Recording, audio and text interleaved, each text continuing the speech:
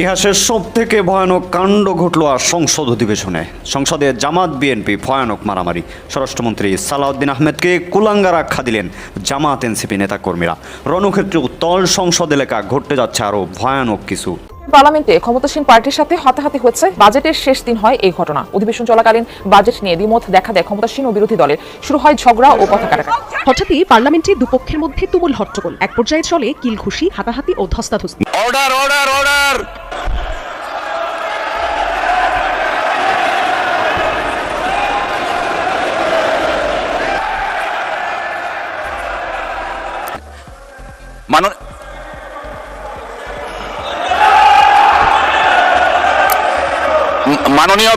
মাননীয় বিরোধী দলীয় উপনেতা, আপনি দয়া করে বসুন, সবাই বসুন। এদিকে যারা আছেন আপনারাও বসুন। এবং বঙ্গবন্ধুর বাড়ির উপরে আমাকে উঠে দিয়ে আমি স্লোগান দিলাম। মানুষ বলে যে তুমি বঙ্গবন্ধুর বাড়ি ভাঙছো। আসলে আমার এই হাত দিয়ে ওই বাড়ির একটা ইট আমি খুলি নাই, আমি শুধু ওখানে গেছি।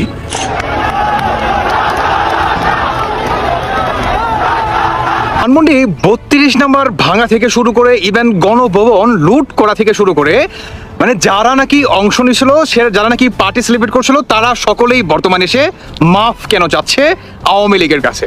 আচ্ছা কাফি, আপনাকে অনেকে কুত্তা কাফিও বলে। আমার কথা হচ্ছে, আপনি যদি না ভেঙে থাকেন তাহলে তো সাফাই গাওয়ার কিছু নেই, তাই না? আসসালামু আলাইকুম দর্শক, সিগন্যাল বেরি চ্যানেলের নতুন একটি গুরুত্বপূর্ণ নিউজ ভিডিও নিয়ে আপনাদের মাঝে হাজির হলাম।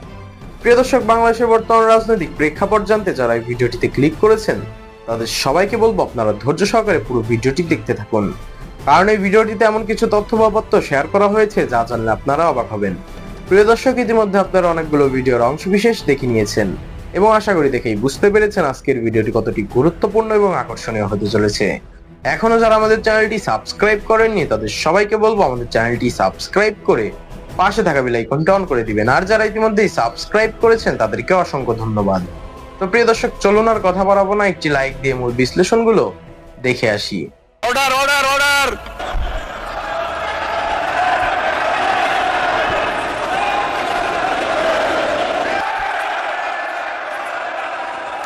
মাননীয় স্বরাষ্ট্রমন্ত্রী, কিছুই যায়নি রেকর্ডে, আপনি বসেন দয়া করে।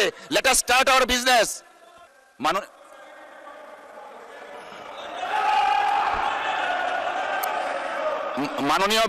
মাননীয় বিরোধী দলীয় উপনেতা, আপনি দয়া করে বসুন, সবাই বসুন।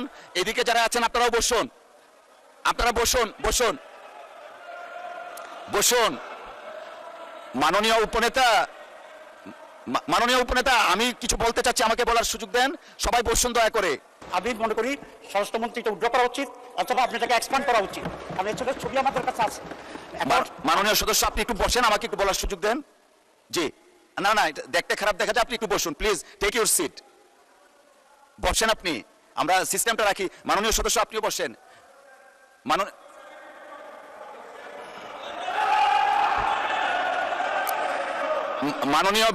মাননীয় বিরোধী দলীয় উপনেতা, আপনি দয়া করে বসুন, সবাই বসুন।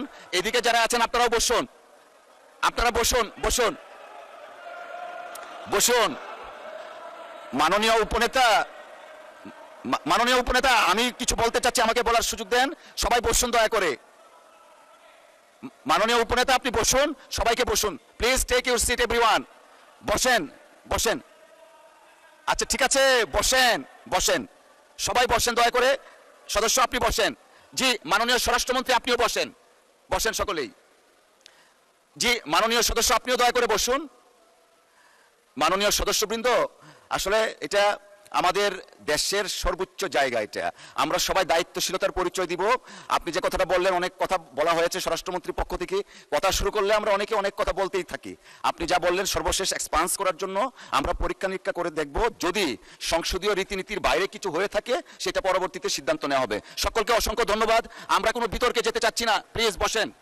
মাননীয় সদস্যবৃন্দ, দিনের কার্যসূচি অনুযায়ী বসেন প্লিজ, বসেন বসেন। আমরা এটা কোনো আলোচনায় যাচ্ছি না, বিতর্কেও যাচ্ছি না, রুলসে পড়ে না। না, মাননীয় স্বরাষ্ট্রমন্ত্রী, আপনি 300 বিধিতে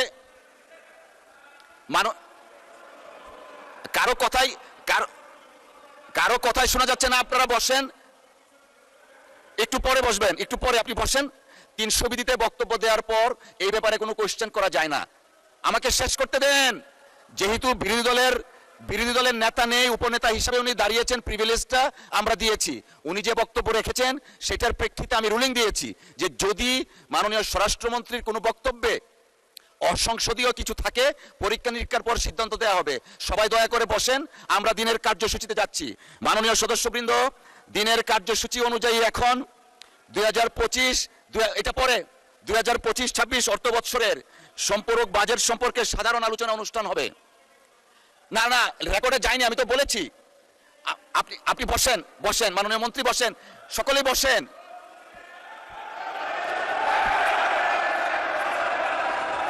মাননীয় স্বরাষ্ট্রমন্ত্রী, কিছুই যায়নি রেকর্ডে, আপনি বসেন দয়া করে। Let us start our business. আপনারা বসেন, বসেন। আমি রুলিং দিয়েছি।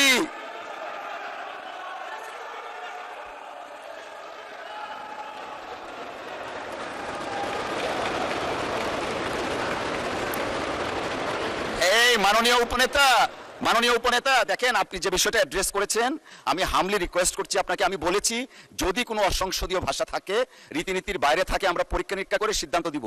এখন আমরা দিনের কার্যসূচিতে যাচ্ছি, কাউকে কোনো কিছু দিচ্ছি না। বসেন।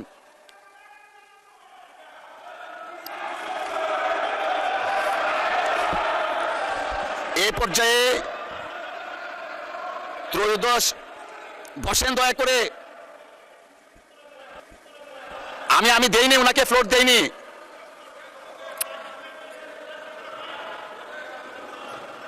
জি,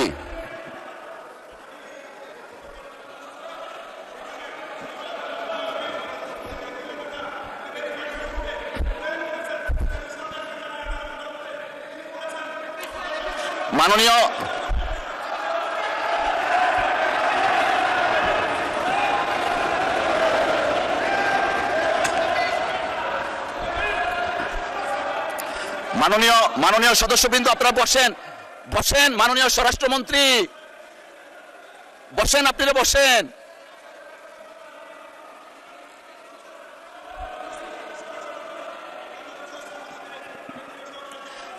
মাননীয় স্বরাষ্ট্রমন্ত্রী, আপনার কোনো কথাই শুনতে পাচ্ছি না, আপনি বসেন।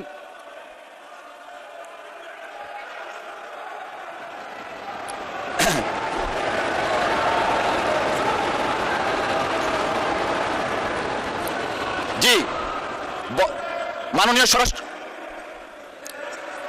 স্বরাষ্ট্রমন্ত্রী, আপনি বসেন, বসেন, বসেন, বসেন। ওনারাও বসবে, আপনি বসেন, বসেন, বসেন। কিছুই রেকর্ডে কিছু নয়, আপনারা বসেন। Let us start our business. ওনাকে দেয়া হয়নি। মাননীয় বিরোধী দলের নেতা, উপনেতা, আপনি বসেন।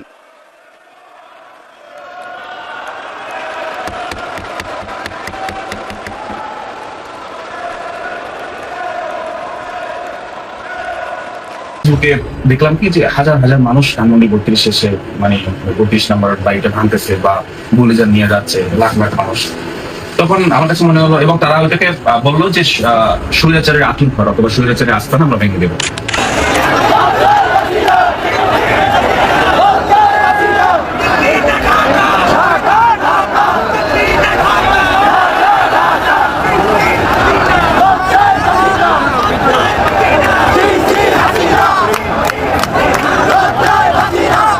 আমরা তো মূলত স্বৈরাচারের এগেনস্টই জুলাই আগস্ট বলেন বা এই লড়াইটা করে এসেছি। তখন আমার কাছে মনে হলো যে এখানে যে লাখ লাখ মানুষ গেল, এটার পক্ষে তো সম্ভবত আমিও, তাহলে আমি কেন অবশ্যই থাকবো, আমিও যাই।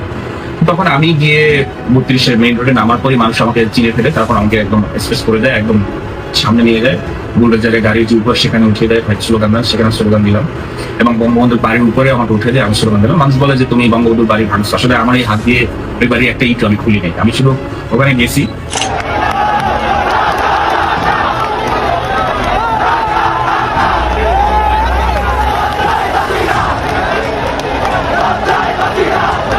ওখানে শরীর হয়েছি, শরীরের সাথে মানে আমাকে সামনে ঢুকাই দিছে, উপরে উঠাই দিছে, বাড়ির উপর দিচ্ছে, স্লোগান দিছে।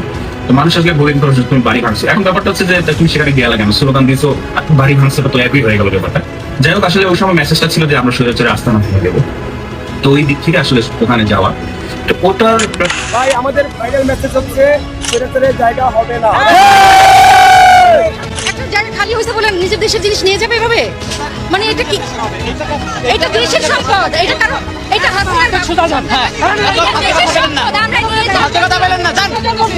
আমরা দেশের সম্পদ নিয়ে যাবো, এটা আমাদের দেশ, আমাদের সম্পদ। ধানমন্ডি 32 নম্বর ভাঙা থেকে শুরু করে ইভেন গণভবন লুট করা থেকে শুরু করে মানে যারা নাকি অংশ নিয়েছিল যারা নাকি পার্টি সেলিব্রেট করছিল তারা সকলেই বর্তমানে এসে মাফ কেন যাচ্ছে আওয়ামী লীগের কাছে। আচ্ছা কাফি, আপনাকে অনেকে কুত্তা কাফিও বলে, আমার কথা হচ্ছে আপনি যদি না ভেঙে থাকেন তাহলে তো সাফাই গাওয়ার কিছু নেই, তাই না? তাহলে তো মাফ চাওয়ার কিছু নেই। আপনি বলছেন যে আমার এই হাত দিয়ে আমি 32 নম্বরে আঘাত করিনি, কিন্তু মানুষ আমাকে জোর করে জয়ের মিছিলে সেই ট্রাকে উঠিয়ে দিয়েছে। কাফি, আপনার যথেষ্ট পরিমাণ প্রুফ কিন্তু আছে, হ্যাঁ? সেখানে আপনি গলাবাজি করেছেন, আপনি গলা ফাটিয়েছেন, আপনি ভাঙছেন, সেটাও যথেষ্ট পরিমাণ প্রুফ আছে। আপনারা গণভবন লুট করছেন, এখন আইসা আপনারা যদি ক্ষমা চান, আসলে ক্ষমা কি হবে? মানে জুতা মাইরা গরুদান, এটা ক্ষমা হয়? আচ্ছা আমার একটা প্রশ্ন, সেটা হচ্ছে এই 32 নাম্বার এটা কি আওয়ামী লীগের বাপদাদার সম্পত্তি? না রে ভাই, 32 নাম্বার দল বিদ জাত বিদ নির্বিশেষে বাঙালি জাতির। হ্যাঁ, জামাতের এটা না, কারণ জামাতের বাবাদের এখান থেকে আমাদের যারা বাবা ছিল তাদেরকে নাকে খড় দিয়েছিল। কেমন? এটা জামাতের হওয়ার কথা না, জামাত সেখানে আঘাত করতেই পারে, কিন্তু তাই বলে যারা নাকি বাঙালি জাতি, যারা দলবিদ নির্বিশেষে বাঙালি, যারা বিশ্বাস করে যে আমি একজন বাঙালি, তারা কখনোই 32 নাম্বার তো আঘাত করতে পারে না। কারণ ব্যক্তি হিসাবে ধরেন তথাকথিত আপনাদের তর্কের খাতে ধরে নিলাম যে শেখ হাসিনাই খারাপ, ধরে নিলাম যে আওয়ামী লীগই খারাপ, কিন্তু 32 নাম্বার কি করছে ভাই? হ্যাঁ, 32 নাম্বার তো বাঙালির। কারণ এই 32 নাম্বার থেকেই না স্বাধীনতার সমস্তটুকু এসেছে, স্বাধীনতার। কাজেই এই 32 নাম্বার ছিল বাঙালি জাতির হৃদয়ের স্পন্দন। আপনারা সেটা ধরে টান দিয়েছেন এবং ধূলিসাৎ করে দিয়েছেন। আপনাদের তো শাস্তির মুখোমুখি হতেই হবে। এখন একে একে সমস্ত সমন্বয়ক মার খাওয়া দেখে এখন আপনারা যা ক্ষমা চাচ্ছেন। কাফি, আরেকজন বোন কি বলছে যে এটা ওনার মানে বাপদাদার সম্পদ না, এটা জনগণের সম্পদ, তারা নিতেই পারে, নিতেই পারে। আপনার বাপের, আমি সেই বোনকে উদ্দেশ্য করে বলতে চাই, আপনার বাপে নিজস্ব অর্থায়নে গণভবনের সমস্ত জিনিস কি কিনা দিছিল নাকি? কিনা দিছিল? আপনার বাপ দাদার সম্পত্তি বিক্রি কইরা গণভবনের আসবাবপত্র কি কিনা রাইখা আসছিল নাকি? যে আপনি পুনরায় সেটাকে উদ্ধার করতে গেছেন? আপনার বাপের সম্পত্তি, হ্যাঁ, আপনি কি বলে মানে উত্তরসূরি হিসাবে আপনি সেটা পাবেন, বা ওয়ারিশ হিসাবে সেটা আপনার, আপনি সেটা নিতে গেছিলেন? ফাইজলামি করার জায়গা পান না? বাংলাদেশে তো 18-20 কোটি মানুষ, সকল মানুষ ট্যাক্স দেয়, খাজনা দেয়, কাজেই এখানে 18-20 কোটি মানুষের হক আছে। তাহলে কি আপনি আমার হক মেয়েরা খাইছেন না? আমিও বাংলাদেশে ট্যাক্স দেই, তাহলে আমার হক কোথায়? কই গণভবনের জিনিস তো আমি পাইনি, একটা সুতোর বাইটও আমি পাইনি, তাহলে আমার হক আপনি কেন মেয়েরা খাইলেন? আমি আপনাকে সেই রাইট দিছি, সেই অনুমতি কি আমি আপনাকে দিছি? কই পাইলেন এই রাইট? ফাইজ ইসলামি করার জায়গা পান না। আসলে প্রত্যেকটার বিচারের মুখোমুখি হবে, প্রত্যেকটা। এই যে সমন্বয়করা বর্তমান যে মায়ের গোতা খাইতেছে, এটা কেন খাইতেছে? কারণ হচ্ছে তারা ভাই বুঝতে পারছে যে আওয়ামী লীগ আইলো বইলা, আওয়ামী লীগ আইলো বইলা 32 নাম্বার ভাঙ্গা দিচ্ছেন ভাই। গণভবন লুট করা থেকে শুরু করে ধরে এটা খুবই তুচ্ছ ব্যাপার, ধরে নেই, কিন্তু 32 নাম্বার ভাঙ্গা দিচ্ছেন। মুক্তিযুদ্ধের যত সংস্কৃতি ছিল, যত মানে কি বলবো মানে ভারসাম্য ছিল, যত মূর্তি যা কিছু ছিল এ টু জেড সমস্ত কিছু ভাঙ্গা আপনারা গোড়াই দিয়েছেন। আপনারা মুক্তিযুদ্ধ 71 মানেন না, এটার তো অবশ্যই মুখোমুখি হতে হবে। আর আওয়ামী লীগ বাংলাদেশ তো অবশ্যই ফিরবে, সেটা এখন আর বলতে চাই না। কারণ এই যে বর্তমান যারা নাকি 32 নাম্বার ভাঙছে, গণভবন যারা নাকি লুটপাট করে খাইছে, বর্তমান এদের টকশোতে আইসা মাফ চাওয়া দেখলেই বোঝা যায় আওয়ামী লীগ বা শেখ হাসিনা কত দ্রুত বাংলাদেশে ফিরছে।